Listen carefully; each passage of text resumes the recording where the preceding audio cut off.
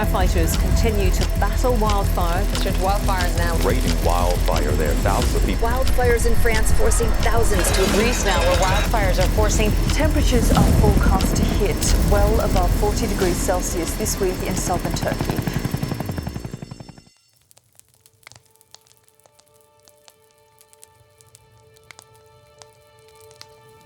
(2021) Turkey was one of the most affected countries by wildfires in the Mediterranean region. Fires burned more than 200,000 hectares of forest in southwestern regions. It was the largest area ever recorded in the country's history, and blazes primarily impacted rural areas. Local communities that depend on only forest were affected the most by the intense blazes. Marmaris, pine honey capital of the world, lost massive pine areas. This has been changing the social, ecologic and economic well-being in the region. Burada çamlar yanınca herkes de buraya gelmiyor netice itibariyle. Çünkü gelse de hiçbir şey olmayacak. İşte gördüğünüz gibi burada bu dağımız yanmadı, şükürler olsun. Buradaki çamların bir kısmında bal sıra var. Çamların da hepsinde bal sıra yok. İklimlerden dolayı, kuraklıklardan dolayı. İnsanlar bir yere yığıldığı zaman istediği verimi elde edemeyecek zaten yani. Şimdi kuraklık var. Önce temiz, oksijen dolu bir havamız vardı. Ama şimdi onu bulamıyoruz artık. Yok, gitti. Köyceğiz is another town close to Marmaris that was affected by the fires. Forest and mountain communities here depend on goat herding, and they collect non-timber forest products for their livelihoods. Top-down policies has disregarded the local knowledge of forest communities for many years. This situation has increased the impact of wildfires and resulted in a distrust of the state. Kaymakam emir vermiş işte göndermedi. İşte gönderseydin orada ilk gününde 2 gün aynı yerde kaldı yangın. Yanıp dur ortalık böyle yanıyor ortalık. Her taraf yanıyor, geçirmiyor. Köylü çalışacak, geçirmedi. Buraya geçmeyecekti yangın. Orada hallolsa. Altı uçağın altısı da Marmaris'e gitti. Bu Köyceğiz'in yanmasında. Evvelki sistemle şimdiki sistem çok değişik yani. Şimdi Ankara'dan yönetiliyor. Evveli burada köyde yönetilirdi. Şimdi babam derdi mesela yanın geberin hadi dırmığı alın şeyin önüne. Bizim köyde yani köy toplu olarak gençler, kadınlar herkes dırmığı alan yangının önüne koşardın evveli. Ama şimdi öyle değil. Ankara gönderirse gidebiliyor adamlar. Ankara göndermezse emir yok. Ha neymiş adam yanarmış, adam yanmaz. Herkes görevinde olması lazım ama şimdi öyle değil yani. Şimdiki model öyle değil. Rural depopulation weakens the collective action efforts during the wildfires. In Turkey, 40 years ago, 25% of the population was living in forests. Today only 8% remain. Orman köylüsü diye bir şey yok şimdi şu anda. Herkes yerleşti zaten şehre. Goat grazing and raisin harvesting are significant ways to reduce wildfire risks.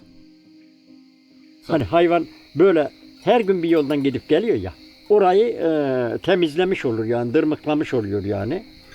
Yol yapmış oluyor. O yoldan geçmez yer yangını ama tepe yangını için hiç geçeri yok.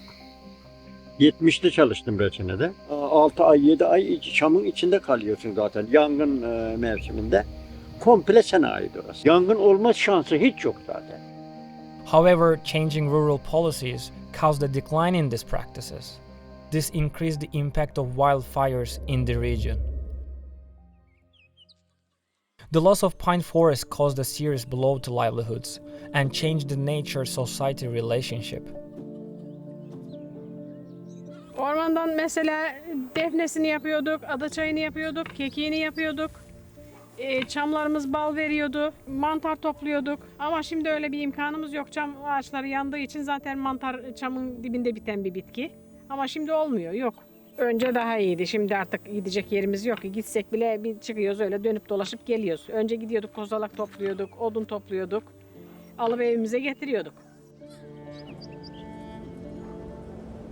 Bugün Osmaniye çam ormanlarının %1'i veya %2'si kaldı. Diğerleri hepsi yandı. Yani genel olarak siz de gezerken görmüşsünüzdür zaten. Çamın tamamen yandığı, hiçbir tane yeşil ağacın kalmadığı bölgeler var. Yani %1'i o da şurası.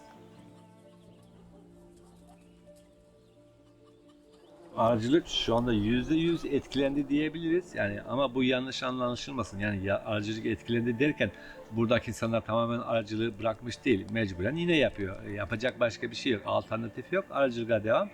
Bu arının yan ürünüyle veya farklı şeylerle gidiyor. Yani etki açısından insanlar klasikti. Biz Anadolu'ya gideriz. Tekrar buraya gelirdik. Ama bu klasikten dışarı çıktı. Köyde çok arıcı yani gelemiyor maalesef çam olmadığı için. Etkisi tabii ki yüksek. Yani girdisi arttı, maliyeti arttı. Maliyeti artınca da bu işi ne yapıyor? Yavaş yavaş bırakma eğilimine gidiyor. Şu anda 3-4 tane genç var. Kimisi belediyeye gitti çalışıyor. Veya birkaç tanesi özel sektörde çalışıyor. Gençlerden de var. Tabii ki devam ettirmek isteyen gençler de var. Bırakan gençler de var. Ya da orta yaşlı ya da bizim yaşlardaki insanlar da bırakacak insan çok. Yani alternatifi olduğunda zaten bırakacaklar. Şimdi buradaki insanların bir kere doğmuş arıyla, yaşamış arıyla, hala arıyla yaşıyor. Bu insan bir çerçevede bakıyor dünyaya. Yani çerçeveyi genişletemiyor. Çama dayalı arıcılık ya da bala dayalı, çambanla dayalı arıcılık bizim için bitti dedim yani. Yani ben kafamda bitirdim. Geçen sene benim hayvanlar bu sıra gördüğünde yani ölüp giderdi hepsi zaten. Yiyecekleri hiç kalmadı. Bütün parayla baktım. Yarısını sattım. Geçen sene çoktu yani. 100-120 kadar vardı. 30-40 tanesini sattım. Onlara yedirdim yani. O sattığımı yediler zaten. Yetmedi. Arıdan ekmek yedik.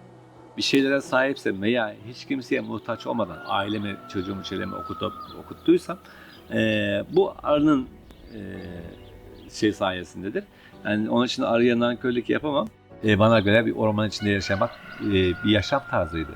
O köyün, o yeşilliğin verdiği ya da sakinliğin verdiği huzur, yani arıdan dışarıya yani sadece arı olarak saymazsak ayrı bir huzurdu yeşilin içinde. Bak şimdi bunlar yanında bizim rüzgarımız değişti, hava sıcaklık veya soğukluk dereceleri değişti. Yani iklimi değiştirdi burada yanması. Yani şimdi biz özlüyoruz. Biz şu dağlara çok iyi nasıl bakıyorsun? Biz hala o dağlara bakamıyoruz. Yani içtenlikle bakamıyoruz.